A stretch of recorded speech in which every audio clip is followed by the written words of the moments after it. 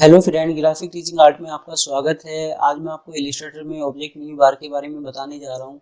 तो सबसे पहले कंट्रोल एन एक न्यू सीट लेता हूँ। इस तरीके से मैंने कोई नई सीट ली। आप यहाँ एक रेक्टेंगल लेते हैं। इस तरीके से मैंने डबल क्लिक किया, कोई भी कलर फिल करता हूँ इस तरीके से। तो हम क्या करते हैं, जैसे मैंने इसको उठा के यहाँ रखा, मूव करा, तो ऑब्जेक्ट में जाके ये ऑप्शंस हैं अलग अलग कि मुझे क्या करना है। जैसे मैं इस पर क्लिक करता हूँ, जो लास्ट कमांड मैंने यूज करी थी, जैसे मैंने रोटेट किया तो उसके आगे नहीं ये काम करेगा इस तरीके से। तो ऑब्जेक्ट में गए, यहाँ जाने के बाद ये मूव है कि मैं मूव शो कर सकता हूँ। जैसे प्रीव्यू पे क्लिक करता हूँ तो मैं इस तरीके से शो कर रहा हूँ। आप यहाँ एंगल के हिसाब से भी इसको मूव कर सकते हैं कि मुझे कहाँ रखना है इस ऑब्जेक्ट को, इस तरीके से।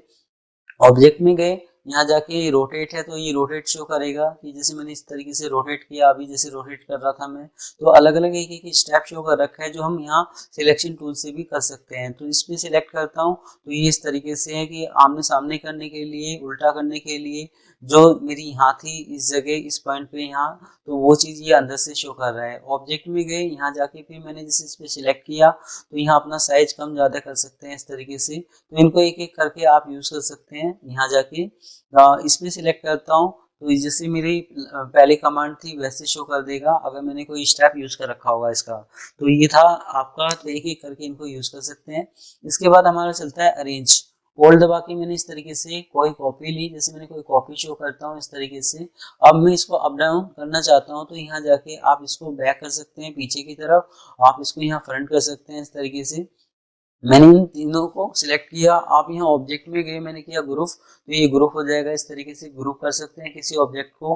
आपने किया अनग्रुप तो ये अनग्रुप हो गया इस तरीके से। ऑब्जेक्ट में जाके मैंने किया लॉक तो ये लॉक हो जाएगा, तो आप इस तरीके से लॉक कर सकते हैं।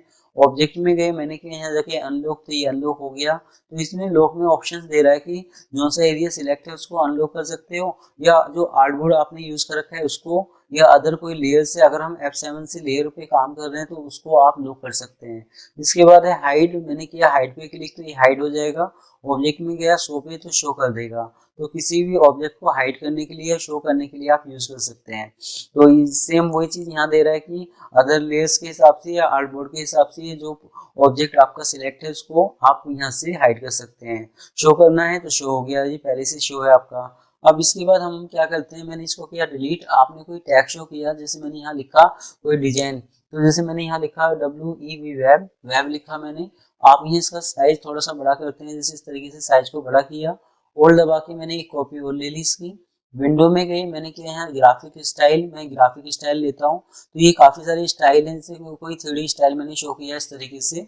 अब हम क्या करते हैं, मैं इसमें आपको एक चीज दिखा रहा हूँ कि ऑब्जेक्ट में गए, मैंने किया एक्सपेंड, तो ये हमारा नॉर्मल कोई रेक्टेंगल लेते हो, कोई टेक्स्ट लेते हो तो उसको पाथ में कन्वर्ट कर सकते हैं। तो ये शो करता है ऑब्जेक्ट को पाथ बनाना है, या जो आपका फिल ऑप्शंस है उसको आपको पाथ बनाना है, या कोई स्टॉक है उसको पाथ बनाना है। तो तीन ऑप्शन शो कर रहा है ये।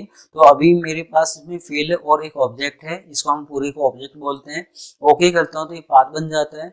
इसका यूज क्या है कि आप यहाँ से एक स्टाइल बना सकते हैं इस तरीके से। कोई स्टाइल बना दिया, कोई लोगो स्टाइल बनाने के लिए भी यूज कर सकते हैं। इसके बाद हमारा चलता है जैसे ये जो ग्राफिक स्टाइल है। ऑब्जेक्ट में गए, जब मैंने इसमें यहाँ सिलेक्ट किया तो ये क्या कर रहा है, तो इसको पाथ बना के दे रहा है इस तरीके से। इसने ये पाथ शो किया, मैं इसको यहाँ सिलेक्ट करता हूँ। आप अपनी इच्छा से कोई भी कलर फिल करते हैं, जैसे मैंने यहाँ जाके कोई भी कलर फिल किया इस तरीके से।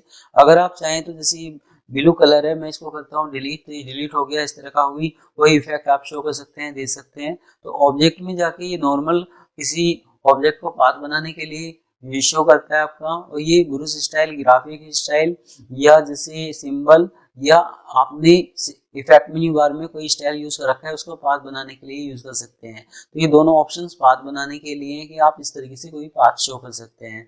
इसके बाद हमारा चलता है आपका आगे, जैसे मैं इसको करता हूँ क्लोज। आप फाइल में गए, मैंने किया यहाँ जाके प्लेस पे क्लिक। आप यहाँ बाहर से कोई इमेज लेके आते हैं, तो जैसे मैंने कोई इमेज शो करी इस तरीके से, तो इसमें इस तरीके से क्लोज का आइकन आ रहा है। तो ऑब्जेक्ट में गए, मैंने रेस्टराइज पे क्लिक किया तो ये शो करता है हमारा कि हमें क्या करना है। मैंने किया जैसे RGB, तो ये RGB है आपका। ओके करता हूँ तो ये इसका जो क्लोज का आइकन है ये हट जाएगा इस तरीके से। अगर फिर मैं इसको करता हूँ Ctrl Z, ऑब्जेक्ट में गया, आप यहाँ सिलेक्ट करते हैं, मैंने किया यहाँ जाके ग्रे स्केल्स, तो ये ब्लैक एंड व्हाइट हो जाएगी पिक्चर इस तरीके से। और जो क्लोज का आइकन है ये हट जाएगा। ऑब्जेक्ट में जाके फिर मैं इस पर सिलेक्ट करता हूँ, तो इसमें अलग अलग ऑप्शंस हैं कि आपको बिटमैप बनाना है तो ये बिटमैप शो कर देगा इस तरीके से कि आप इसमें क्या चीज़ करना चाहते हैं। तो जैसे मैंने किया, यहाँ जाके दोबारा इसको पिक्चर को लेके आता हूँ मैं यहाँ। तो मैंने फिर रेस्टराइज पे क्लिक किया, तो ये है हमारा 72 के हिसाब से पीपीआई क्वालिटी के हिसाब से 150, 300 या अदर कोई सेटिंग अपने हिसाब से शो कर सकते हैं, ले सकते हैं। तो जब आप ओके कर रहे हैं तो ये क्लोज का आइकन हट रहा है आपका। अब मैं इन दोनों की चीज आपको बताता हूँ, और ऐसे ही आप यहाँ मास्किंग के थ्रू काम कर सकते हैं कोई चीज। जैसे मैंने यहाँ सिलेक्ट किया, ओके करता हूँ, तो इस तरीके से मास्किंग के थ्रू काम करके दे रहा है आपका। ऑब्जेक्ट में गए, ये रेस्टराइज है आपका। अब इसके बाद इसमें एक काम और भी कर सकते हैं आप। जैसे मैं फाइल पे गया, मैंने किया प्लेस पे क्लिक, आप कोई पीएनजी फॉर्मेट लेके आते हैं। तो जैसे मैं पीएनजी फॉर्मेट लेके आता हूँ, जैसे पीएनजी फॉर्मेट है आपका, तो हम क्या करते हैं, जिसमें एक चीज और दिखा रहा हूँ, मैंने एक रेक्टेंगल लिया, इसमें मैं कोई भी कलर फिल करता हूँ, ऑब्जेक्ट में जाके मैं अरेंज में जाके इसको बैक कर देता हूँ। अब आपने किया यहाँ जाके लॉक, तो ये लॉक लग गया रेक्टेंगल हमारा। तो ये इमेज है हमारी। ऑब्जेक्ट में गया, रेस्टराइज पे क्लिक करते हो, मैंने किया ओके, तो ये व्हाइट कलर का बैकग्राउंड शो कर देगा इस तरीके से। अगर आप कहते हैं कि मुझे व्हाइट कलर का बैकग्राउंड नहीं चाहिए, मुझे ये क्लोज का आइकन हटाना है, तो जब आप इस पर क्लिक करते हैं तो ये क्या करता है आपका, जब आप यहाँ जाएंगे ओके करेंगे, तो इस तरीके से ये वो ओनली जो व्हाइट कलर जो आ रहा था वो हटा दिया इसने, और प्लस इसने क्या करा आपका कि जो ये यहाँ व्हाइट कलर जो आ रहा था एक्स्ट्रा, वो चीज खत्म कर दी इस तरीके से। तो ऐसा कोई इफेक्ट आप शो कर सकते हैं, बना सकते हैं। तो इसका काम हमारा है कि अगर हम पीएनजी कोई फॉर्मेट लेके आते हैं तो उसको सेम पीएनजी रखने के लिए आप इसको यूज कर सकते हैं। कोई इफेक्ट आप शो कर सकते हैं, दे सकते हैं, बना सकते हैं। तो आज मेरी ये वीडियो आपको कैसी लगी, आप मुझे जरूर बता सकते हैं। धन्यवाद।